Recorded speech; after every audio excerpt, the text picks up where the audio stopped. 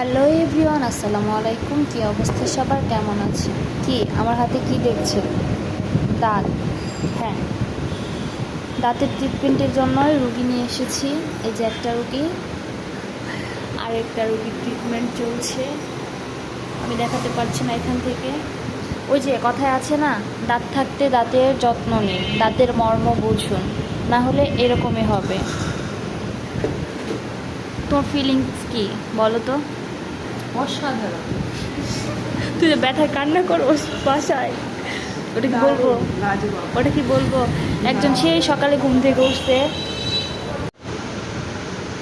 দাঁত ব্যথা যে আসলে কি যন্ত্রণা, ওদের দেখে আমি অনেক কিছু বুঝলাম যে দাঁত ব্যথা সত্যি অনেক অনেক ব্যথা। ব্রাশ করিস 3 বার?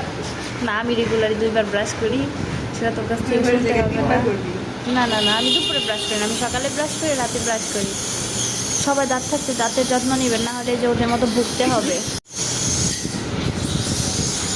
বেশি বেশি চকলেট, আইসক্রিম, বাদাম, চানাচুর, মিষ্টি, মিষ্টি, ঠান্ডা পানি, ঠান্ডা পানি, এগুলো কিন্তু রেগুলার রেগুলার খেলেই দাঁত সুস্থ হয়ে যাবে।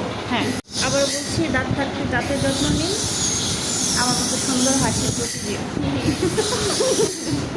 না, তোর হাসি ভালো না, না। আমার হাসি কিন্তু অনেক সুন্দর, কারণ আমার দাঁত সুন্দর, আমার দাঁতে কোনো প্রবলেম নাই। 2টা রোগীর প্রবলেম। বাই।